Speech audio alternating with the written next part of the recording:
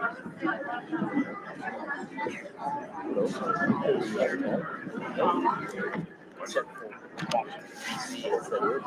yeah. Let's move this closer to the people who are talking. We might want to, the judges gonna, I was gonna say the judges are gonna be over there. We might want to put it on the corner.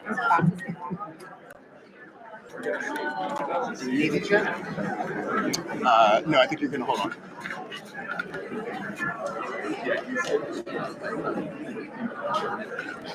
It'll stop. As soon as there you go.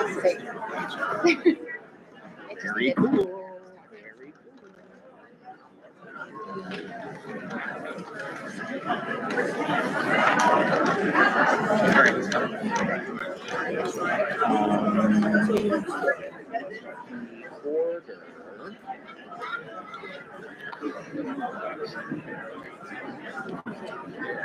I'm going to give this to the judicial candidates so that they can tell their people.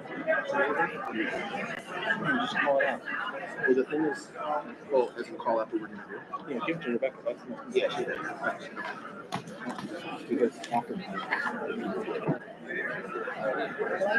So,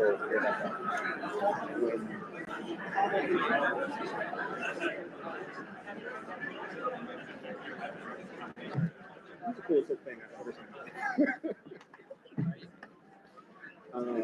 When we call the judges in the order, let's just say the judge for the day because they're nominated. So like say for the nomination of whoever.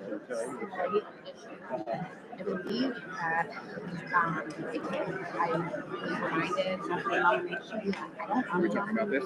I think Judy and Betty. Is that a change? No, I'm nominating Judy and Betty. Cool. I think we have that, but hold on. I was right. Same here. Yeah. So it was brought up to me that maybe only delegates. That's what I was about to ask. Are you a delegate too? Or just... Oh, no. We talked about it. Yeah, we talked about it. Elected, yeah. Yeah. I wasn't sure if it was part of which later conversation we were, but yes. I am seconding Kate and Marshall and we know everybody else out here is at least a delegate, right? Yeah. Okay, yes. And who else? Are you seconding anyone else? No. And then I have you correct here. Betty. So Okay, Judy. I'll just say the judge and the people who are nominating know who they are. I'm gonna. Send you this one? Probably not, but I have my iPad. Perfect. Oh yeah, no, this is the same thing I handed you to earlier. Okay. Yeah. Yes.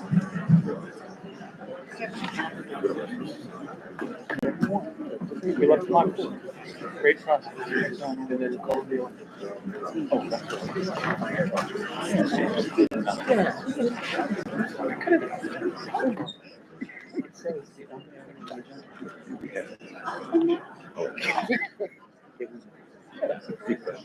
we're not starting.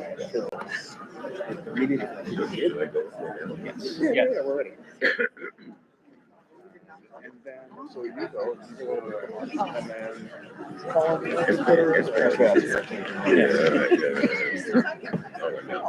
yeah, all right, that's fine. Well, I did say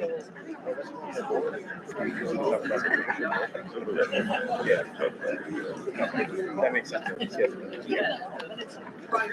All right, so just oh yeah, I already told you how to Good evening, everyone. Good evening. Good evening, everyone. Good evening. Are there any judicial delegates in the house here? So if it's August, it is time for New York County's Judicial Convention. And that's what we're here for. So thank you for coming out. I just want to say this is democracy at its best on the judicial level. And these judges, they don't play, as you can see. So, but I just want to say we have some elected officials in the House with us tonight. Not in any particular order. Assemblyman Jordan Wright is here. Assemblyman Alex Boris is here. I saw Congressman Espaillat somewhere around here. Congressman Espaillat. Assemblyman Manny de los Santos is with us. Am I forgetting anyone? Councilmember Eric Botcher is with us, right? Am I forgetting? Oh, State Assemblyman Tony Simone is with us. Is this your district? This is district? That's a yes. Yes, it's a yes. Marte. Who? Marte. Oh, Councilmember Chris Marte is with us.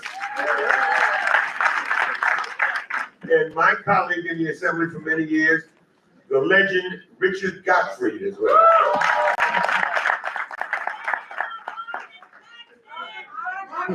Robert Jackson. Robert, Oh, RJ. RJ.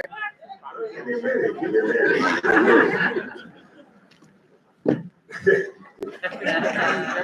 The great state senator from Northern Manhattan and the Bronx, State Senator Robert Jackson. There he is, right there. So I just want to say, thank you to our Judiciary Committee. Deborah Glick. Deborah, We heard she was Assemblyman, Deborah, she didn't give me a hug. Oh, come on. Come on up here, Deborah. Even in the chair, I didn't see her. I gotta go to you, okay? State Assemblywoman Deborah Glick is with us. I was gonna get there with the blue streaks in his hair. I was gonna get there. State Senator, City Council Member Tom DeWayne is with us. There he is. Think about Tom. Think about.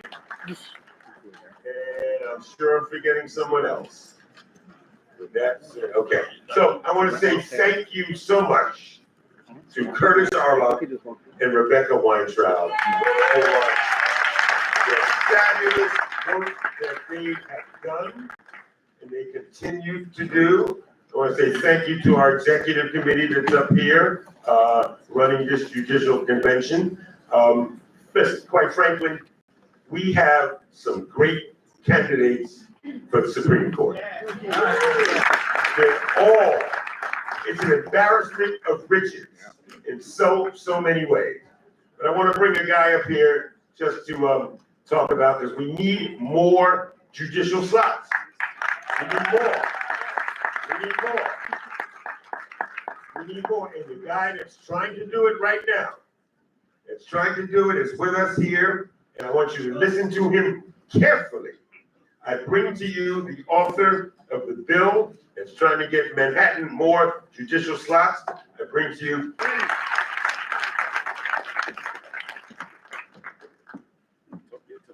Let's hear it again for our county leader.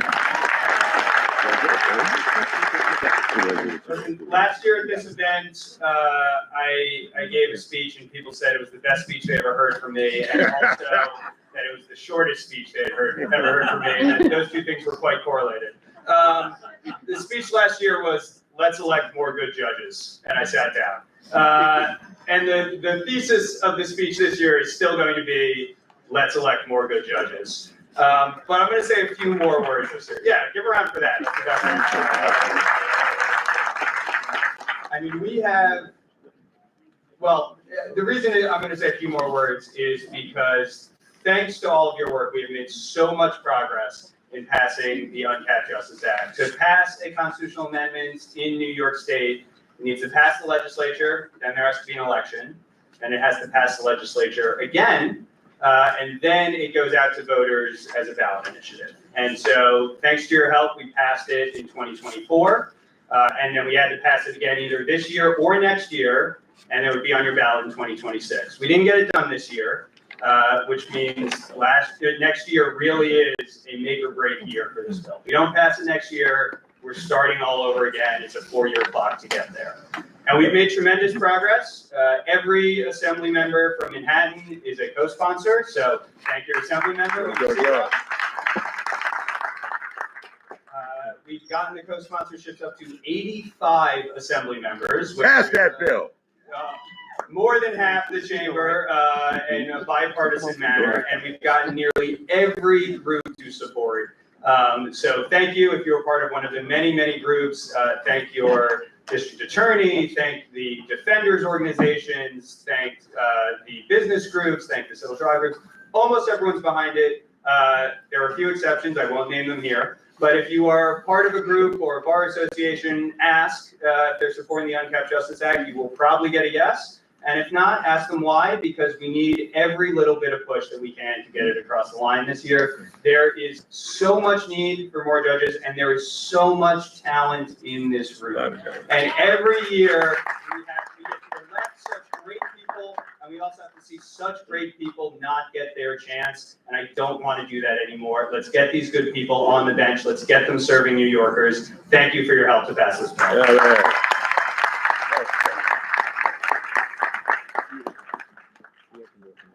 Another round of applause for the state assembly. Now, working very hard on New York County's behalf. So with that, I just want to say thank you all for coming. This is probably the last you'll hear from me. I will give it over now to Rebecca Weintraub. Rebecca Weintraub. Are you doing remarks? Yeah. Hold on, Nicholas.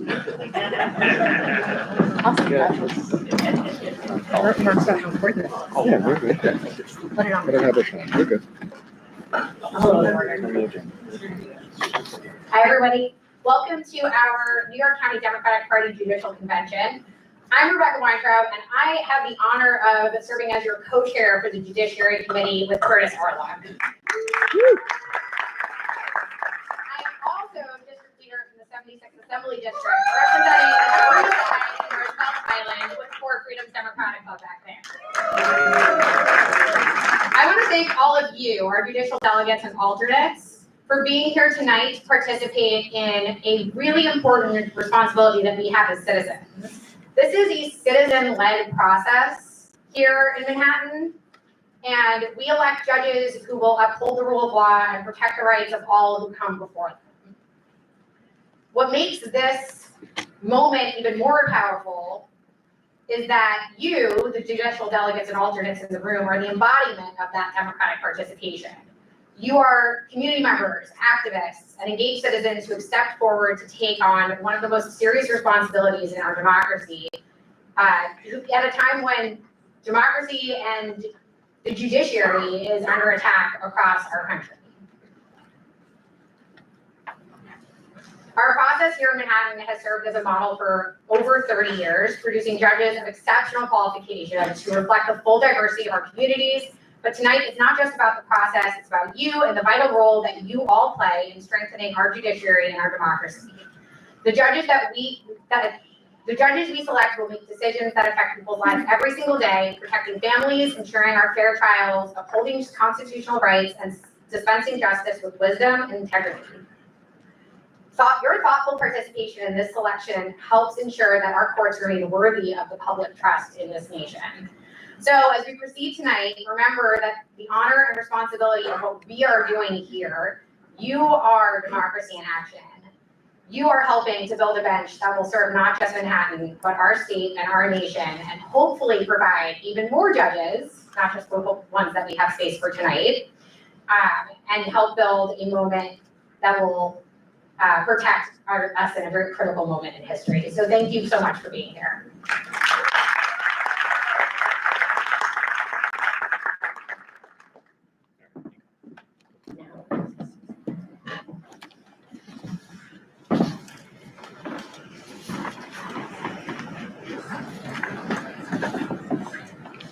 Good evening, everybody. Good evening. So my name is Nico Minerva. I've been designated by Jay Jacobs, chairman of the New York State Democratic Committee, to call this convention to order. Therefore, by the power vested in me by the chairman of the New York State Democratic Committee, I now call to order this convention to nominate the 3 Democratic candidates for justice of the Supreme Court for the 1st Judicial District. The convention is now open for business. Having conducted the roll during check-in and as recipient of the roll of the convention, I declare that a majority of the delegates or their respective alternates is present. The convention may now proceed to the election of a temporary chair. Are there any nominations? The chair recognizes Michelle Winfield. I nominate Curtis Arloff for temporary chair. Are there any other nominations for temporary chair of the convention? Hearing none, I declare nominations closed. All those in favor of the nomination of Curtis Arloff, say aye. Aye. All opposed, say no. No. Thank you, Al. I report that Curtis Arloff has been elected temporary chair of the convention and ask him to assume the duties of chair. Been doing this for quite a while, and my beloved compadre Alan Flax has been with me all the way. Thank you. Are you sure? As temporary chair, I move that the following persons be elected the officers of the convention. Chair Rebecca Weintraub, Vice Chair Maria Luna, Secretary Barry Weinberg, Assistant Secretary Mariana James. Are there any other nominations?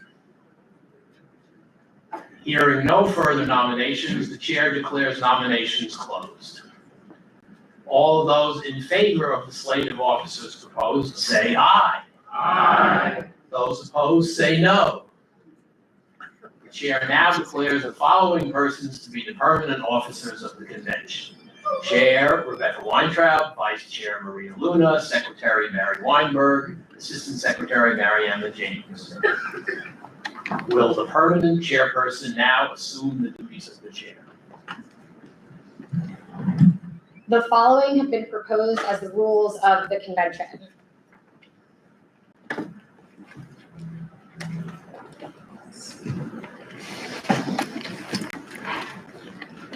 Be it resolved that this convention adopt the following rules. 1, no business shall be considered until the candidates are nominated, and no one may be recognized for any purpose until all candidates are nominated except 1, nominating, seconding, accepting, or declining nominations. 2, to ask for a poll of the voting members of his or her own assembly district. Or 3, making a point of order based on either the election law provisions governing this convention or these rules. 2, there shall be 1 nominator allowed 30 seconds for remarks and 1 seconder allowed 5 seconds for remarks. Only a candidate may be recognized for the purpose of withdrawing his or her name from consideration or for the purpose of accepting the nomination which has been tendered by the convention. In neither case shall the candidate speak for more than 120 seconds to accept and 60 seconds to decline. 3, no one shall speak for more than 30 seconds on any other subject without either consent of the chair or unanimous consent of the convention. 4, nominations shall proceed in the following manner. 1, there shall be separate nominations for each vacancy. 2, there shall be a separate roll call for each vacancy if there is more than 1 nomination for each vacancy. 3, that in the event that no candidate receives a majority for a particular vacancy, the roll shall be called again and no vote shall be counted for any candidate who received the fewest number of votes on the prior roll call. 5, all roll calls are to be by assembly district. The first named delegate present in each assembly district shall be the chair of the assembly district delegation and shall announce the assembly district's vote on roll calls. Alternates are to be called when needed to vote in the order of the names on the official roll. This meeting shall continue without adjournment until nominations have been made for each vacancy and a committee to fill vacancies has been appointed. Matters not provided for in these rules or the election law shall be governed by Robert's Rules of Order, newly revised. The chair recognizes Janine Kiley. Hi, I move that the proposed rules as just read be adopted as rules of the convention. Is there a second? I second. Yep, I recognize Christine Gorman. Yes, I second the resolution proposing rules for the convention. Is there any discussion of the rules? Seeing no debate, the chair will now call for a vote on the adoption of the rules. Those in favor say aye. Aye. Those opposed say no. The ayes have it. The rules are adopted. Pursuant to the rules we have just adopted, the next order of business is the renomination of the incumbent Democratic candidate for Justice of the Supreme Court from the 1st Judicial District for the general election to be held November 4th, 2025. The chair recognizes Faith Bondi. Madam Chair, I proudly nominate the Honorable Deborah Kaplan for re-election to New York State Supreme Court. Since her first election, Justice Kaplan has served with distinction in city, state, and countywide roles as a trial judge, supervisor, coordinator, and administrator, leading key initiatives such as treatment and integrated domestic violence courts and the alternate dispute resolution program. She has worked tirelessly to ensure our courts are just, equitable, and accessible, and to protect the integrity of the judicial system and the rights of all. She's a shining example of our stellar New York bench and has been recognized by the City Council, Congressional Record, and countless others. As a litigator and a successor Tilden Club president, it is my honor to nominate Justice Kaplan for re-election.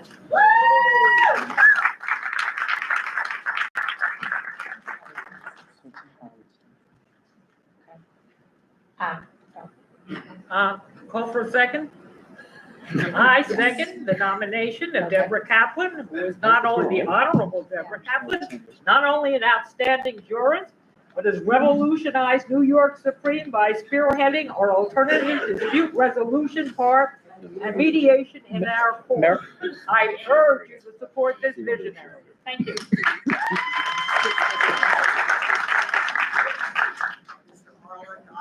Also second the nomination. That would be a third, but okay. That would be a thank you. Are there any other nominations? Hearing none, the chair now declares nominations closed and calls for a vote on the nomination of the Democratic candidate for the public office of Justice of the Supreme Court for the 1st Judicial District.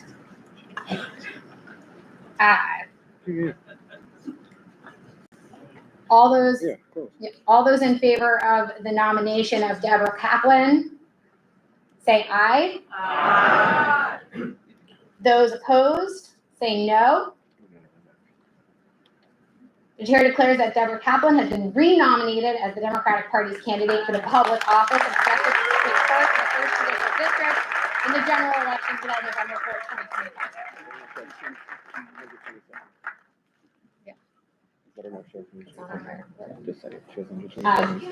Judge Kaplan, do you accept the nomination? She has 120 seconds to give her remark. Yes. Just remind her. You have 2 minutes. 2 minutes.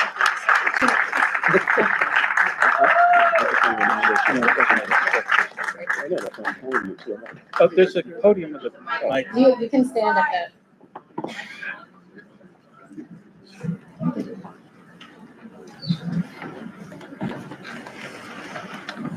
All right, good evening.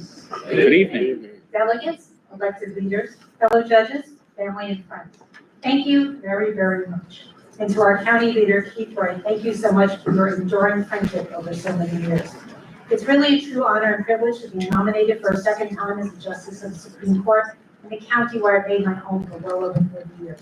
And I proudly accept your nomination.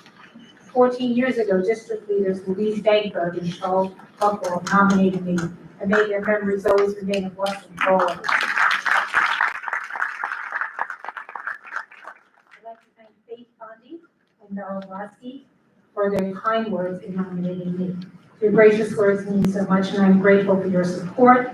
Faith, you're an exceptionally talented lawyer, leader, community advocate, and your future is so bright.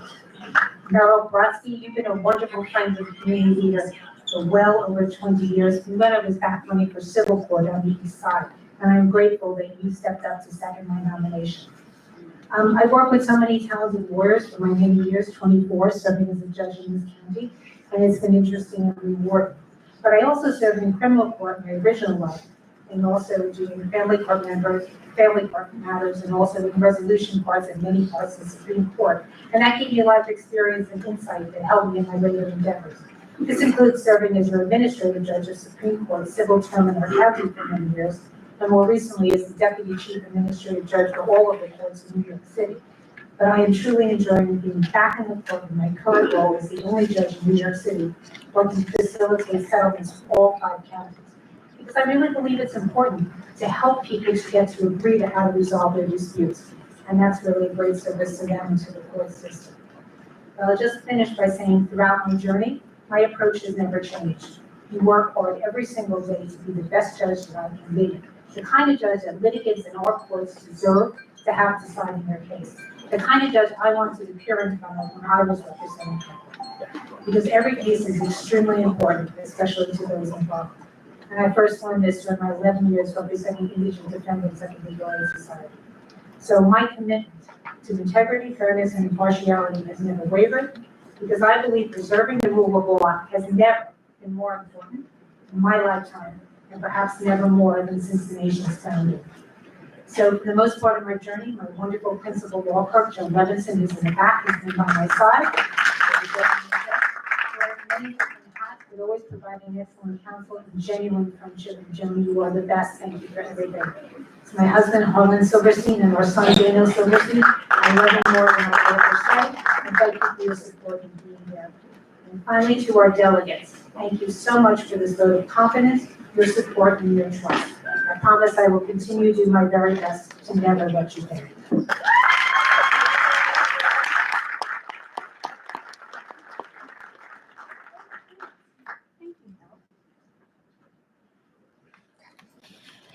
Congratulations.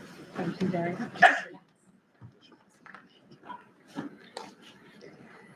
The next order of business is the first seat nomination for the Democratic candidate for Justice of the Supreme Court from the 1st Judicial District for the general election to be held November 4th, 2025. The chair recognizes, a long list of nominations to get through tonight, sorry about that, guys. E. Duran Bowen, Present? present.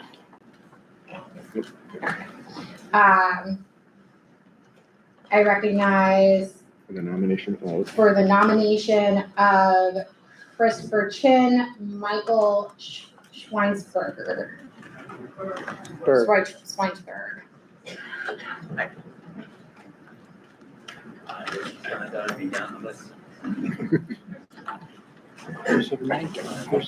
So it's my honor and privilege.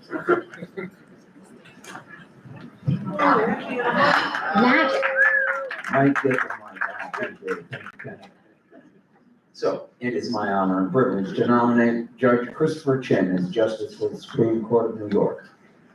I have come to better know Judge Chin by seeing him participate in so many community events on the Lower East Side, not as a spectator, but an active volunteer and generous donor. What I've learned as I got to know him was that he never judges a book by its cover. He treats all litigants who come before him with equal dignity and respect. Judge Christopher Chin is not interested in clearing his calendar as much as he is about taking the time to come up with the right ruling. As president of the 504 Democratic Club, one of only 3 citywide clubs and the nation's first and largest advocating for the civil rights of people with disabilities, I must add that Christopher Chin has proven to be more than a friend to the disability community. He has become a true and very strong ally, and I encourage everyone to please support Judge Christopher Chin. Thank you, Dan.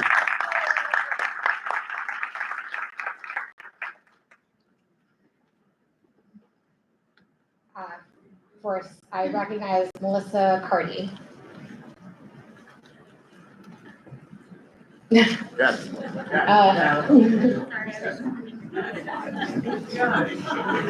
5 seconds. I recognize second the nomination for the Honorable Christopher Chin for his extensive experience, his decency, and deep integrity.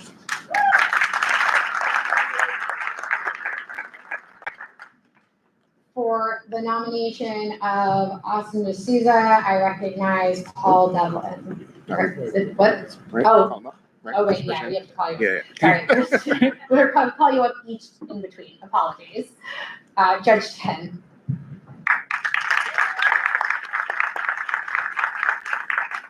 Good evening, everyone. I know I have only 30 seconds, so I'll try to keep it in time. No, 60 seconds. No, 60 seconds. 60 seconds. 60 seconds to define, 20 seconds to accept. Okay, I'll talk a little slow.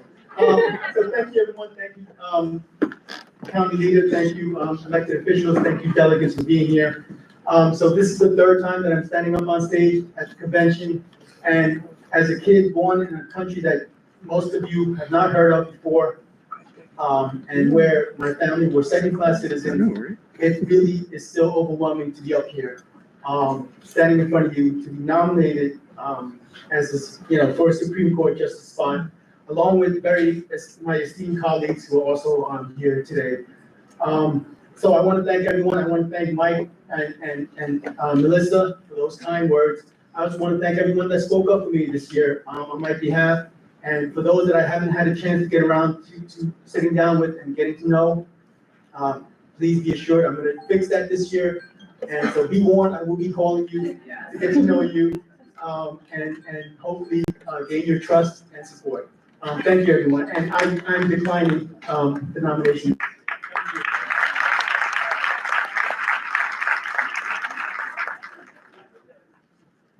For the nomination of Austin D'Souza, I recommend Paul Devlin.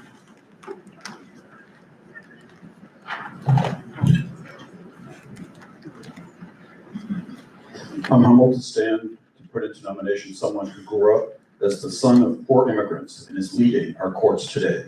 Someone who has dedicated their life to public service. Not only is this someone who was respected as a trial judge, but is now an acting Supreme Court justice and a supervising judge of Manhattan Civil Court, managing operations and delivering justice in thousands of cases. He's a leader in the legal community, a mentor to young people, and a tireless advocate for fairness, access to equity. I would like to nominate L. Austin D'Souza for Justice of the New York Supreme Court. Well done. The chair recognizes Richard Corman.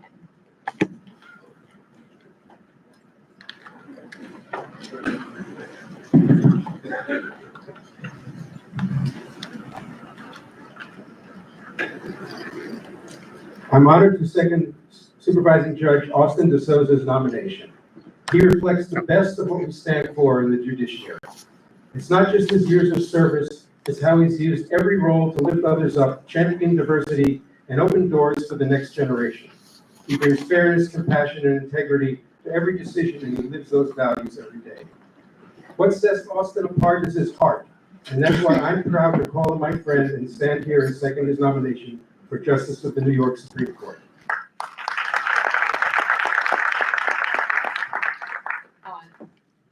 The chair recognizes D'Souza. Good evening, Manhattan Democrats. Good evening. Thank you, Paul Devlin and Richard Corman, for your generous nominations and years of support. Thank you to County Leader Keith L.T. Wright, Chairman Nico Minerva, and Executive Director Kyle Ishmael. This year, I've gone on a listening tour to hear what you expect from judges and what matters most to you. You've told me that you're worried about bail reform, affordable housing, protecting the rule of law, and so much more. As your supervising judge, your concerns weigh heavily on me when I decide cases and work to improve our court system. Hear me when I tell you that you have an ally who shares your values on the bench. I want to continue having these important conversations over the next year so that I can continue to be your voice in Supreme Court. But tonight, I respectfully decline the nomination. Thank you.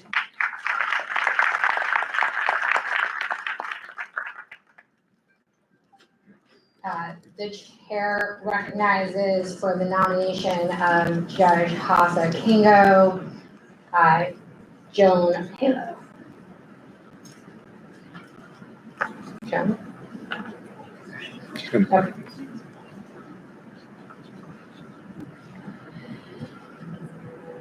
I'm thrilled to nominate the Honorable Hasa Kingo for Justice of the New York State Supreme Court.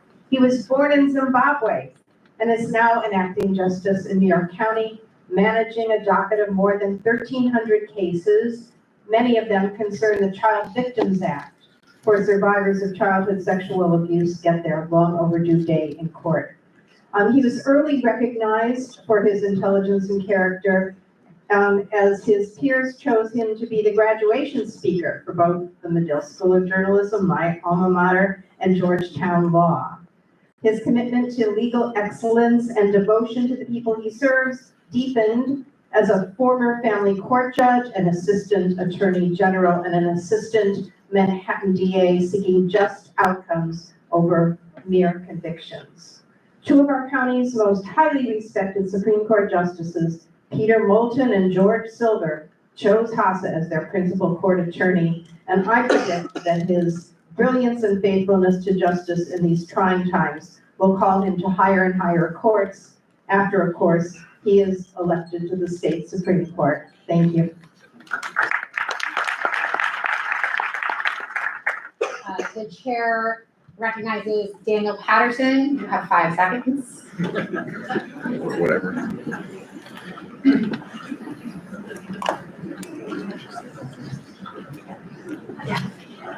Thank you. Time's up.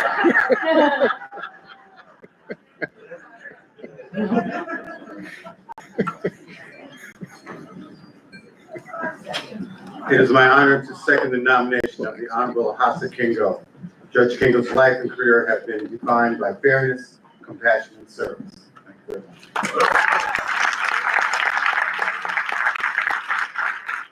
The chair recognizes Judge Kingo.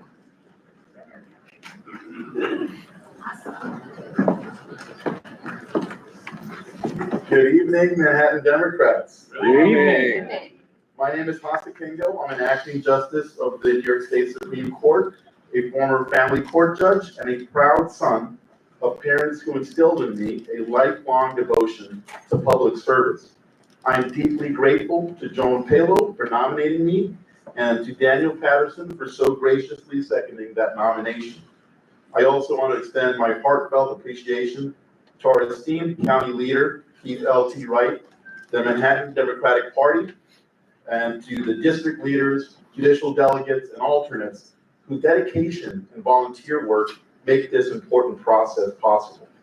I'm also deeply grateful to my wife and 2 children, whose unwavering support has allowed me to give so much of myself to this extraordinary city that I'm proud to call home. And I also want to thank my home club, the Martin Luther King Democratic Club, for its steadfast support. And I'd like to honor the work of the late, great Congressman Charles Rangel for his past encouragement of my canvassing. I am grateful for the friendship and support of retired Assemblywoman Inez Dickens, who, though she is ill today, sends her regards. And I also want to recognize the enduring support of a broad and diverse family of clubs. I won't list all the names to stay true to my time, but I want to say that I deeply and profoundly respect and honor the commitment that you have shown towards me. I seek to continue to honor that in my pursuit of a position on the Supreme Court. But this evening, with deep humility, I decline the nomination, but I stand proudly in support of those who will receive it tonight, and I look forward to seeking your trust and your endorsement next year. Thank you very much.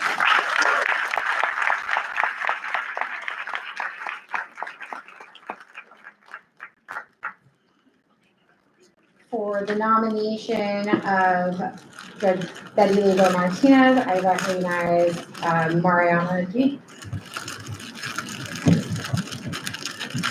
Hi. It is my honor tonight to nominate a really incredibly talented and accomplished woman in Judge Betty Lugo. She is currently a trustee of her church, St. Bridget.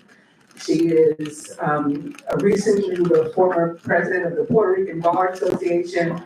She was one of the, I think, the first woman to open a law firm in Lower Manhattan. She is tremendously talented, and I think we'd be very lucky to have her on the Supreme Court bench permanently.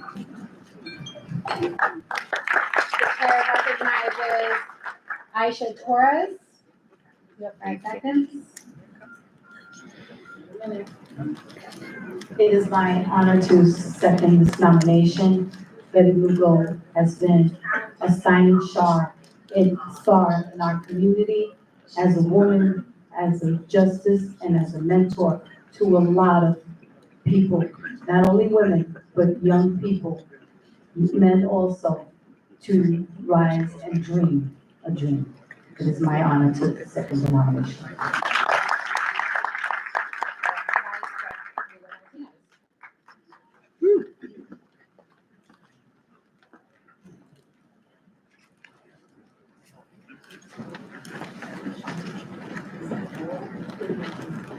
Good evening, everyone. Good I want to evening. thank all of you. First, I want to thank my wonderful nominator and seconder, Marima James and Isa Torres. Let me tell you something. This weekend was tough because coming up here is not an easy job. And I'm responsible for a lot of the judges that are sitting in Supreme Court today. Yes, I'm 66 years old. I know I look good. I've been around for 40 years, sat on many screening panels, and I've assisted in ensuring that we have a bench that respects diversity, equity, and inclusion. And that we work on the pipeline to ensure that we have that. So that if a judge doesn't have an attorney or a court attorney who's from a diverse background, whether it's a disabled, LGBT, Hispanic, Black, whatever, we are working on the pipeline. And I think that as judicial delegates and as this body and as our chair, Keith Wright, I want to thank him from the bottom of my heart for everybody who works so hard to make this system work. I can tell you that I tried a case before Judge Wright, Keith Wright's brother. I mean, that's how long I've been around. I know Bruce Wright. My family came here from Puerto Rico. My mother raised 6 children by herself, Juanita Martinez Lugo. And I grew up during the Civil Rights Act, 1957, when the first great migration of Puerto Ricans came to New York. That was my family. And I stand before you, not a person that I consider, and I thank God that I made it this far, that I was able to open the first Hispanic woman-owned law firm at One World Trade Center. And I did it with the support of my community, with the belief of people in my community, and people like you that work so hard, that care about people. And that's what you want in your judges. And that is me. And while I would love to accept the nomination this year because I am so young and so experienced, I am going to respectfully and graciously decline it. And I want to wish all of my colleagues the best of luck. I congratulate them all. We all work very hard to make our system and our judicial system better and better every single day, because we never know what's going to be here tomorrow. So we have to make sure that the courts are protected. Thank you all so very much. God bless you.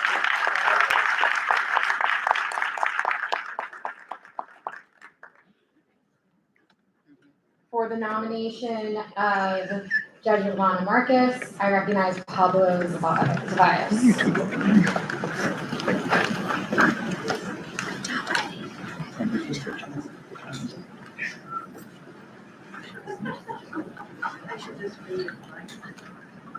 It's gotta get past the old folks.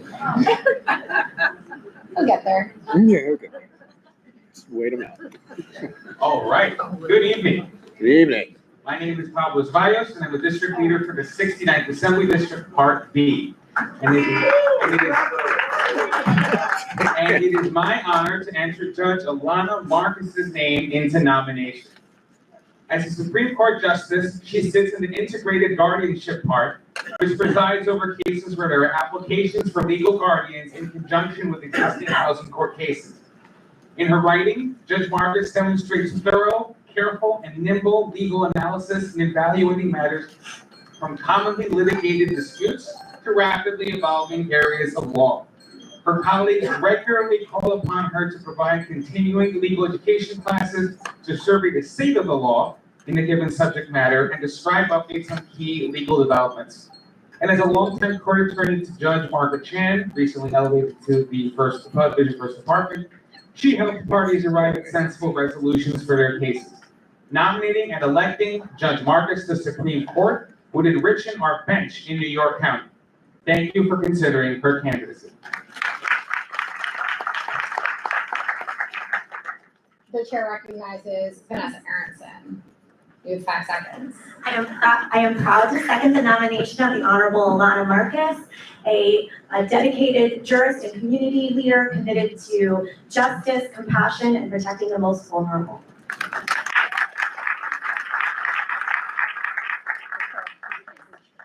I know I have limited time.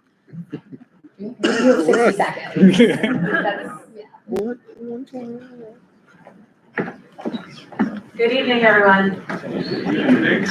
Thank you, Pablo Zavalla, so much, and thank you, Vanessa Aronson. Thank you, County Leader Keith L.T. Wright, and thank you, all of you. Truly, I so appreciate that you've come together this evening. As you've heard, I handle an adult guardianship part where I face questions that go to the heart of what it means to be free. Freedom is on the forefront of my mind every day as I open the newspaper, as I imagine it is for all of you who are here tonight because of your commitment to freedom. Every day I decide whether someone with cognitive or mental health challenges need another person to help manage their affairs. It's a sacred responsibility because sometimes it must limit that person's freedom. But my goal is always the same: preserve as much independence as possible while ensuring dignity and providing safety. Recently, I ruled in a matter involving a 35-year-old man with developmental delays. His mother had just passed away and he was about to lose his apartment because he didn't understand the lease renewal requirements. I appointed a guardian to handle his housing paperwork, protecting his home while letting him continue to make other personal decisions. And that's what justice is to me: measured, human, and rooted in respect. Those are the values that I will always bring to the bench: fairness, compassion, and the unwavering belief that freedom must be protected for everyone. I look forward to earning your support next year. This is my 4th year speaking with you all, and I really would love to spend some time with each of you. Thank you so much this evening. I humbly and respectfully decline the nomination.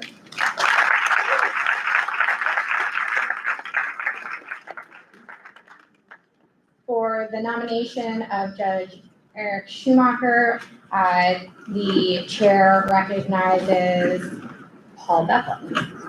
Hey, everyone. Pablo, I'm going to take your guidance. I forgot. I'm Paul Devlin, District Leader from Hell's Kitchen Democrats. So I am honored to rise to nominate someone who is devoted to making a difference for New Yorkers.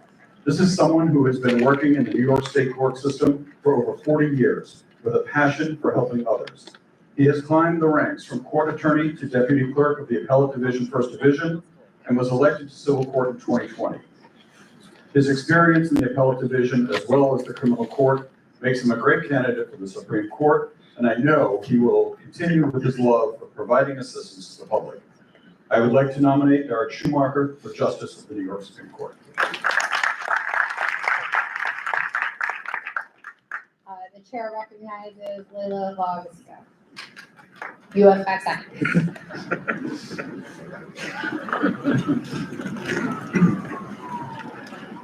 It is my honor to second the nomination of Eric Schumacher. From criminal court to being appointed as coordinating judge of the New York asbestos litigation, Judge Schumacher has demonstrated integrity and fairness.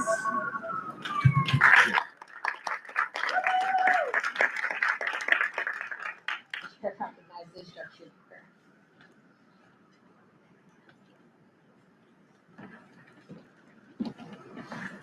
Good evening, everyone. Good evening. I'm honored to be here tonight. Thank you, Paul, for nominating me tonight, and Layla for seconding the nomination. I also want to thank all the district leaders, the delegates and alternates, as well as the Manhattan Democratic Committee. I am grateful and humbled to have been voted out of the independent screening panel for Supreme Court for the 2nd time as most highly qualified, along with my esteemed colleagues. As a gay man who came out when I was 17 years old, I faced many painful experiences due to my sexual orientation. However, these hateful experiences made me a stronger and more compassionate individual and I thus became a lawyer to help others facing such detestable discrimination. Discrimination based on sexual orientation, gender, race, ethnicity, religion, and age is abhorrent and offensive to us all. My entire career has been devoted to protecting people's rights and making sure all people are treated with respect and dignity and are afforded equal protection under the law and due process. I have worked for over 40 years now in the New York State court system, almost 36 years at the Appellate Division First Department, and the last 5 years as a judge, thanks to all your support and help. I love what I do, and I am proud to be able to make a difference in the lives of New Yorkers. This year, however, is not my year, and I respectfully decline the nomination. I look forward to earning your support and to again being nominated in the near future. Thank you so much.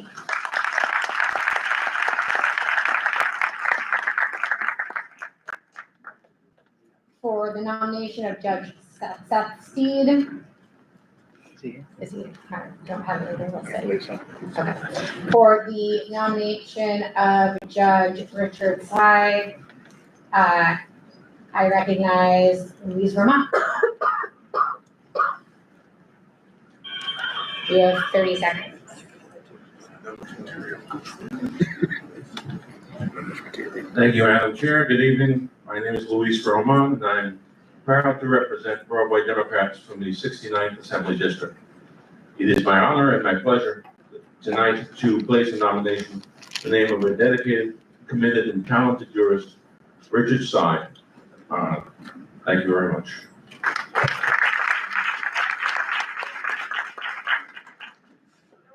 The chair recognizes Steve Shapiro. You have 5 seconds. I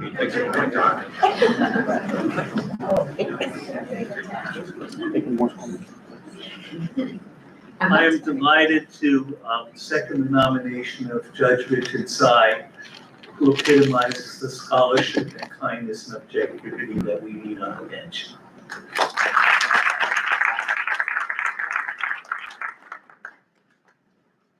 For the Judge Sy. Recognize. Right here. Chair. Recognize Judge Sy. Yeah. Good evening, everyone. Good evening. Good evening. Thank you, judicial delegates. Thank you to the county leader. I am in such awe of all of my fellow colleagues, and I'm just so humbled to have come out of the screening panel for the first time this year. So I've only just started my journey. I became an acting Supreme Court judge last February. So I look forward to speaking with you all and talking about my judicial record to earn your support for the future. I say to my colleagues who are here tonight, you are such an inspiration to me, each and every one of you, and you make me a better judge in all of the decisions that you do or the demeanor that I see. You truly are inspiring and a role model to me. Thank you. At this time, I humbly and respectfully decline the nomination.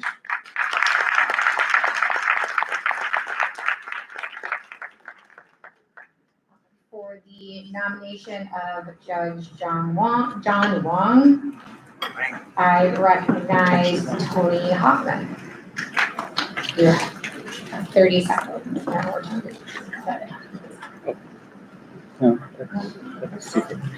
Tony just stepped up. He's back. Okay.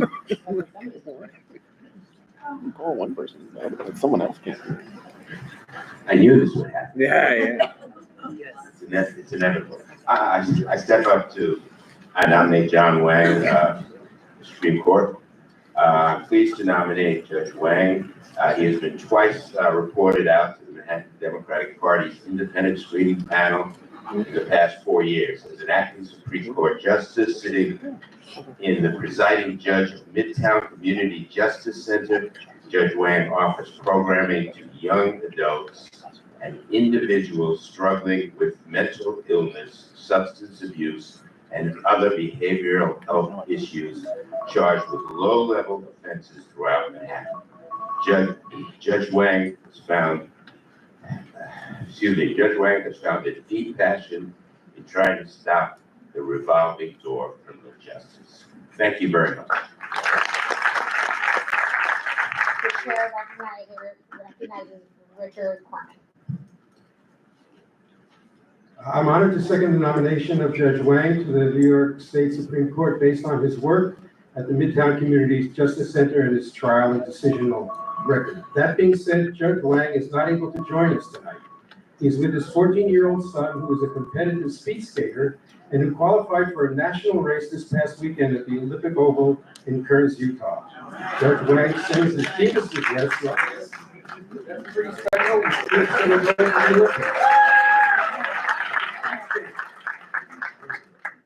He's informed me that tonight, although he's honored to have been reported out twice by the independent screening panel in the last 4 years, he will be declining, twice in the last 4 years, he's declining the nomination. Judge Wang wishes to thank the Democratic Party, the leadership, for its commitment to merit-based judicial selection process this year, and he looks forward to meeting all of you.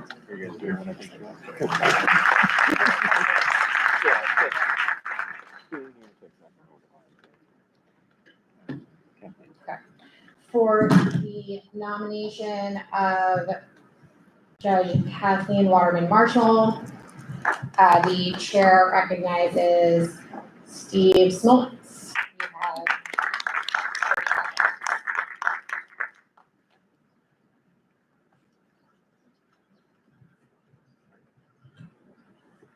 Good evening, New York County Democrats. Good evening. I nominate Kathleen Waterman Marshall, known as Kate affectionately, to the office of Justice of the Supreme Court in the First Judicial District. I know Judge Marshall since 2016. Kate is humble, gentle, kind, nice, tolerant, thoughtful, patient, honest, hardworking, diligent, with the highest quality of judicial acumen. Kate has a steadfast commitment to the community she serves and to democratic values. This commitment has not wavered since taking the bench in 2019. Kate was elected as a judge of the Civil Court of the City of New York and began service as a judge of the Family Court in Kings County in 2019. Kate was designated an acting Supreme Court Justice in 2021 and remains in that office. Judge Marshall is highly regarded throughout the bar, and I chair 2 different bar associations, so I can vouch for that personally. She is known to be a judge that is fair, open-minded, intelligent, and decisive. Her demeanor is steady and kind. She reads the papers and pays close attention to the arguments. Kate's writing is top-notch. She is a teacher of legal writing. Her decisions are clear, well-known, and cited. Kate has tackled backlogs with efficiency and integrity under extremely challenging circumstances. Kate is the embodiment of all the special traits that some of us have that allow others like us to elevate them to become our judges. Good luck to all our candidates.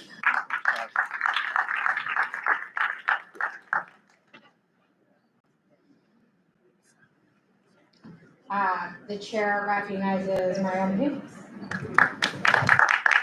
It is my honor to second the nomination for this next jurist, an incredible community leader, dedicated, ushering in the next generation with our youth, and the baddest shoe game on the bench, Kathleen Waterman.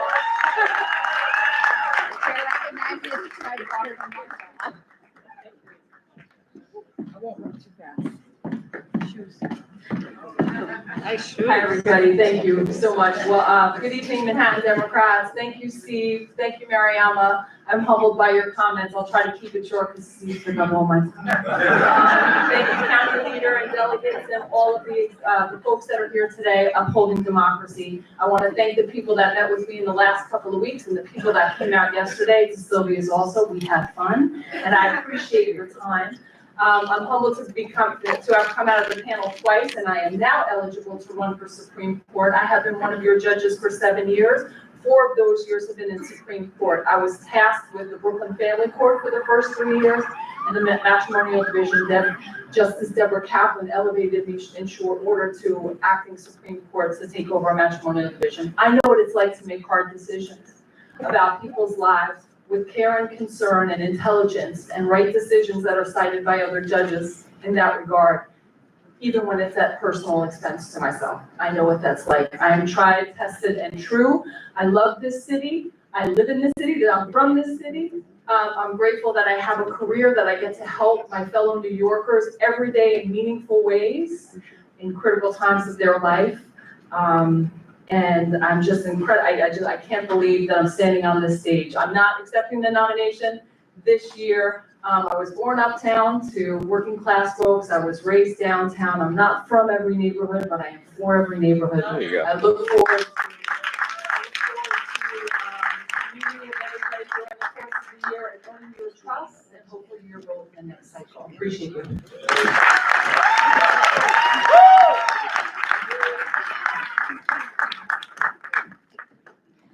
For the nomination of Judge Shah Ali, the chair recognizes William Smith. You have 30 seconds. It is a privilege to nominate Judge Ali for State Supreme Court. He is a great individual, fully committed to ensuring that our communities across New York County have a better understanding of how to navigate the judicial system. I participated in his court tour, and I think it's a great work that he's doing. And it's a pleasure to nominate you. Thank you. The chair recognizes Richard Corbin. You have 5 seconds. In case anybody out there might be wondering, I'm Richard Corman, District Leader, Assembly District 66, Part B, and representing Downtown Independent Democrats. I'm honored to second the nomination of a distinguished member of the judiciary, Judge Shah Ali. Currently Administrative Judge of New York County Court, Judge Ali was the first South Asian supervising judge in New York State. He was also the first Muslim male judge elected in New York State history. From his work on his community board in children's services, his service as president of Asian American Justices Association of New York, co-chairperson of the New York State Permanent Commission on Access to Justice, and even as chair of the Fort Tryon Park Dog Run Committee, has demonstrated his commitment to public and community service. I'm proud to second his nomination. The chair recognizes Judge Ali.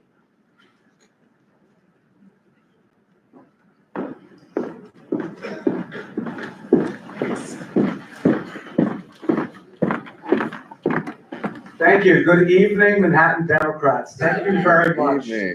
So I'll be honest with you. I wrote 2 speeches. It was uncertain as to which one I would deliver at this point. I wrote a 120-second speech and a 60-second speech. So which one do you want to hear? Both of them! Unfortunately for me, I'm delivering the 60-second speech. Thank you to the Manhattan Democrats, the delegates, alternate delegates, elected officials, Keith Wright, members of the executive committee. And this is my 5th year as a candidate. And I just want to spell something right now. There was a delegate who I walked in with who said, you know, this is your 5th year. And I said, yes. They said, there's a record of the number of times someone's been up here before they're elected. I said, I have no interest in breaking that record. That record is safe. And the worst part about it is that this suit is a brand new suit. I thought I was accepting the nomination. I wonder if I can return it. All right. Here we go. Tonight my heart is full. That's not even a joke.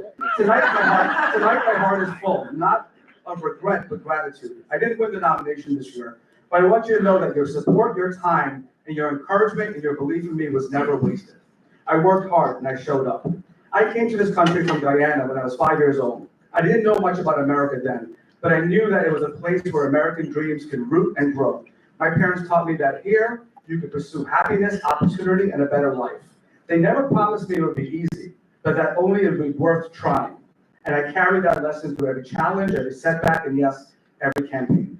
This is my 5th year seeking the nomination. Each year I grow, not just as a candidate, but as a judge, a neighbor, and someone committed to serving the people of New York with fairness, dignity, and respect because of the conversations we have all had.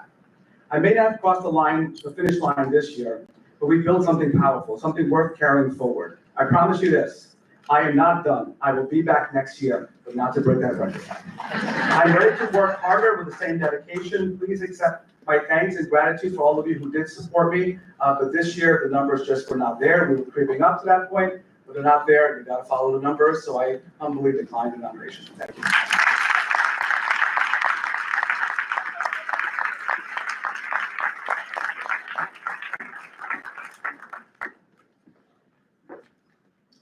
For the nomination of for Judge Judy Kim, the chair recognizes Mariama James. This one I had to write down. Judge Kim is an exceptional jurist, known for her brilliant legal mind and unwavering fairness. Her service on the civil and acting Supreme Court benches has been a testament to her deep respect, thoughtfulness, and empathy for every single individual that comes before her. But beyond her illustrious public record, Judge Kim is a pillar of our community and a just all around good person to know. I've seen her listen to everyday New Yorkers and mentor youth in the parks at our voter registration drives, and have had the pleasure of hanging out with her after hours, just two city girls of a certain age, having drinks and sharing tea, or letting go with our loved ones and mutual friends at a J-pop concert. That's the Judy Kim I know, a brilliant, well-rounded, down-to-earth person, an incredible legal mind, and my dear friend. So it is my tremendous pleasure and honor as the first ever Black Wall Street area district leader, or the first Black publicly elected anything in my area, honestly, to nominate my friend, her honor, Judge Judy Kim.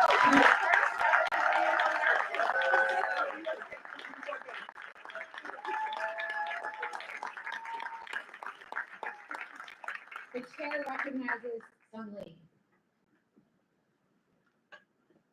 You have 5 seconds. As the chair of the American Federation of Teachers Asian Caucus, I'm honored to second the nomination for Judy Kim as an elected justice of the New York Supreme Court.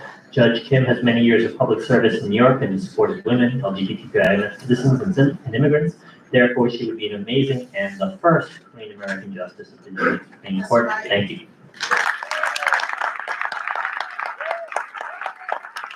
I recognize Judge Kim.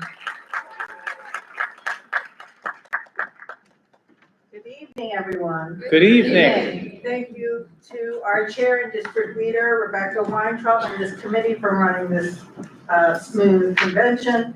I want to also congratulate all my colleagues who've been reporting on the independent screening panel. I would like to take a moment to thank people who supported me and took this journey with me, but know that I'm so thankful that I had the opportunity to meet everyone in this room. To my nominator, Mariama James, you've meant a great deal to me throughout the years and have been a true friend and my greatest defender. Thank you. Sung Lee from the West Side Dems, thank you so much for seconding me. It's an honor to share this moment with a fellow Korean American and someone who takes this process so seriously. Thank you, Congresswoman Grace Meng and Assemblywoman Grace Lee, two amazing Asian American trailblazers who are great friends and supporters of mine for many years. I thank them for being so invested in fighting for our community and for me. Thank you also to Senator John Luke for his endorsement. I also want to thank Assembly leader members Linda Rosenthal and Michael Lasher and Council member Gail Brewer, who really were my outposts on the Upper West Side. Thank you, Council members Sean Abreu and Chris Marte, great leaders of the Latino community and to their neighborhoods for their endorsement. As you all know, I'm born and raised in Manhattan and am a daughter of Kix Bay, so I couldn't be prouder than to have the entire 74th Assembly District united behind me. Woo! Carolina Rivera, Assembly Member Harvey Epstein, all the district leaders, and to the Eleanor Roosevelt, Tilden, and Coda clubs for your support. I'm so proud of this campaign and everyone who helped Team Judy, but a special thanks to my family and my campaign consultant, Suzanne Jacobson, and my treasurer, John Marcus. For everyone here who has fought so hard for me, it's an honor to finally say I accept the nomination.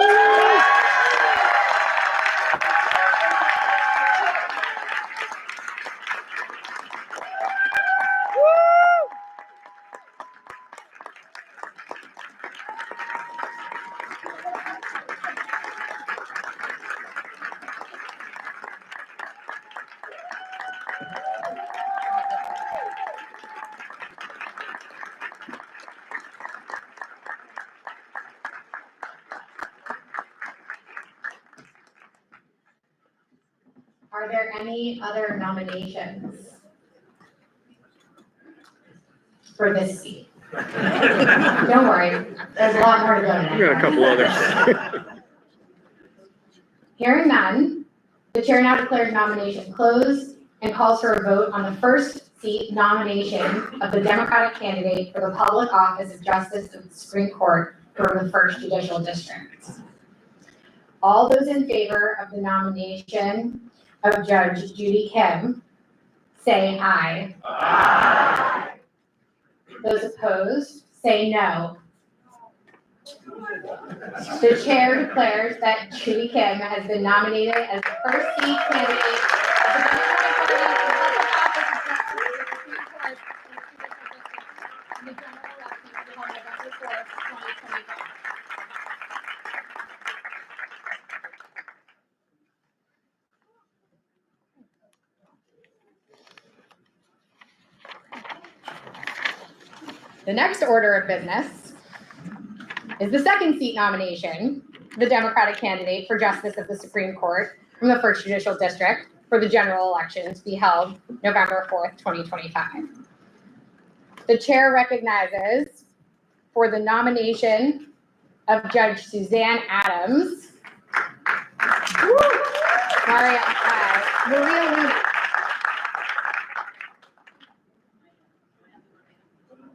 She's over there.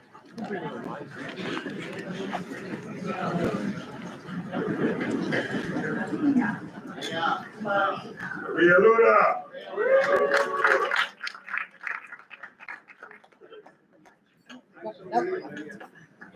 Oh. How appropriate for my size. Good evening, everybody. My name is Maria Luna, María de Los Ángeles, Tomasina de la Caridad de Luna y Rosario. Probably the longest serving district leader now, I think Cortez Alok is my the longest serving leader, right? Okay. So the other one Reform Democratic Club. You take my glasses, so I can't see. Well, it is an honor and joy to stand here among such distinguished leaders to speak on behalf of a highly qualified professional to nominate her for the high position for Justice of the Supreme Court of the State of New York. Dedicating more than 20 years of her life working on federal, state, and county judicial systems, including civil, criminal, family, and administrative areas, merit our endorsement and vote. We all know her record of accomplishments by overseeing a fantastic Raise the Age, a critical decision that impacts those under the age of 18, mostly minorities, to avoid a criminal record that could hurt their future life. Mentors youth, educating them on future public members of our society. Her stand on protecting the rights of women, gender equality, supervising staff for more than 300 people, has shown her dedication and professionalism to maintain a fair justice system for all New Yorkers. The Honorable Suzanne Adams merits our support. Let's vote tonight for Suzanne as our candidate for Justice of the Supreme Court of the State of New York.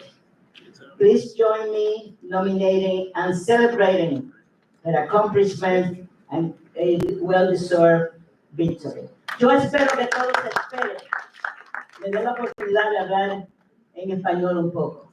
Tenemos una candidata que se ha superado y que ha incluido a todos por igual en el sistema judicial.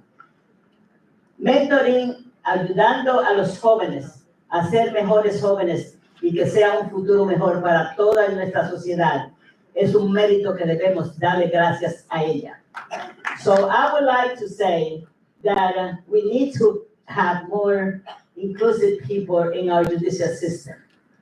As a Latina, it is very embarrassing for me to hear and to see the numbers of many of the few judges that are coming from the Latino community. It is time for us to grow up. This is a different world. We cannot be so close-minded that we don't give the opportunity to someone like me, that sounds like me, to be a justice or a civil court judge. Thank you so much and have a good evening.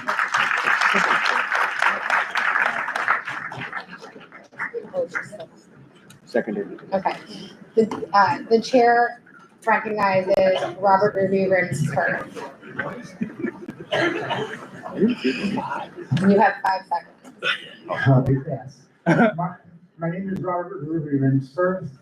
I am one of New York's longest surviving drag queens. And I also am one of the few delegates that go into the courtrooms and watch the judges. I wish you all would do the same thing. I went into Judge Adams' court 3 years ago and I watched her, and all of a sudden she got off the bench and started passing out candy. And I thought to myself, what the is she doing? And then I realized what she was doing. She was making people feel more comfortable in the courtroom. She cares about the people who come into her courtroom.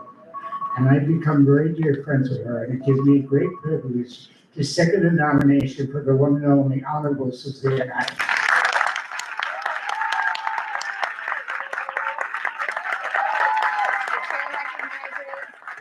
The chair recognizes Judge Suzanne Adams. Well, good evening, Manhattan. Good evening. It is truly my honor to be here this evening. Thank you to the county leader. Thank you to everyone on this stage for putting together this convention. And just like you, I was a delegate for many years. And I thank you all for reading our resumes and for looking at our decisions and coming to our courtrooms, because that is so important. And I truly want to congratulate every single judge who's come before me this evening and who will come after me. They are not good judges. They are all great. And do you know how I know that? I'm the administrative judge. And when I was so lucky to get this position, I couldn't be happier to know that I had the cell phone number of everyone I was going to be working with. These are a tremendously conscientious, well-versed, highly educated group of judges. And now I want to thank all of you for every single one of you who told me to stand tall, and you know I'm 5'10".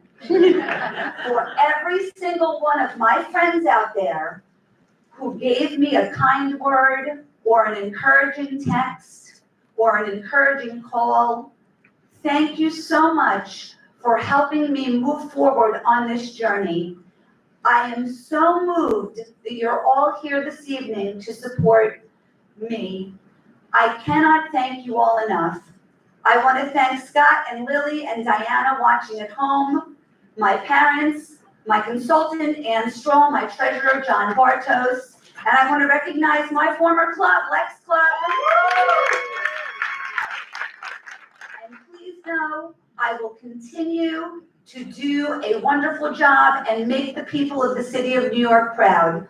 Please mark your calendars on September 19th. We are having Unity in Diversity in the Rotunda at lunchtime at 60 Center Street.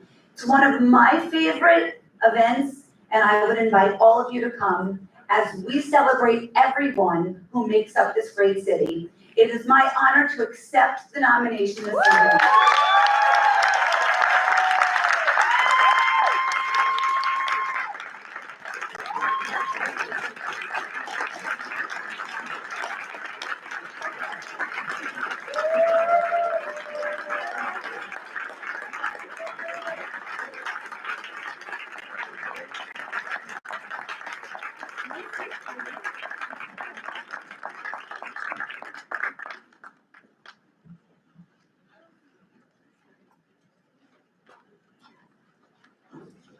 Are there any other nominations? Hearing none, the chair now declares nominations closed and calls for a vote on the second seat nomination of the Democratic candidate for the public office of Justice of the Supreme Court from the 1st Judicial District. All those in favor of the nomination of Judge Suzanne Adams, All those in favor of the nomination of Judge Suzanne Adams, say aye. Aye. Those opposed, say no. The chair declares that Suzanne Adams has been nominated as the second seat.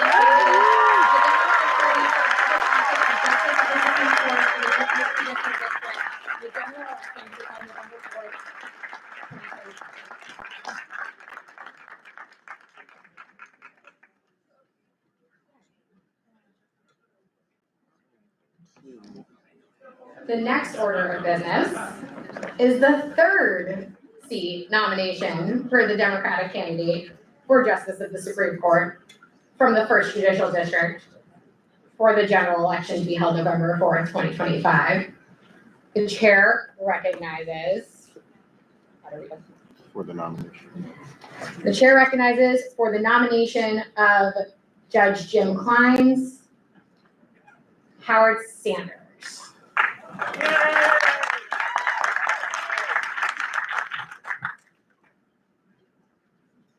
Good evening. Good evening. Experience counts. Experience matters. 40 years of experience. 30 years as a trial attorney. 6 years as a principal court attorney. 8 years as a judge. Almost 4 years as an acting Supreme Court justice. 45 trials, and he has a current inventory of 1,000 cases. But more than that, he cares about justice. He cares about people knowing they were heard. He listens. He's also one of us. He was the chair of Community Board 8. A judicial delegate, treasurer of a certain club called the Lexington Democratic Club. He is in every bar association you can imagine: Columbian Bar, Metropolitan Black Bar Association, Brehon Law Society, Puerto Rican Bar, Jewish Lawyers Guild, Hellenic Lawyers, Irish American Bar, Korean, WBASNYL, LGBT Bar. Because he wants to listen and understands the hopes, dreams, and concerns of the communities that make up our diverse island. So it is my immense honor to nominate for the Supreme Court Mr. and Honorable James Kleins. Thank you.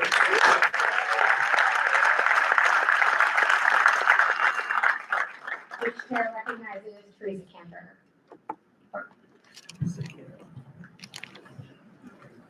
I am honored to be asked to second the nomination of a very deserving candidate for Supreme Court, Judge Jim Kleins. The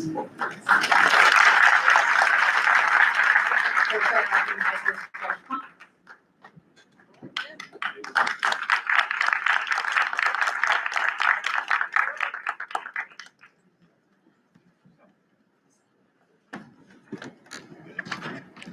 Thank you, everyone.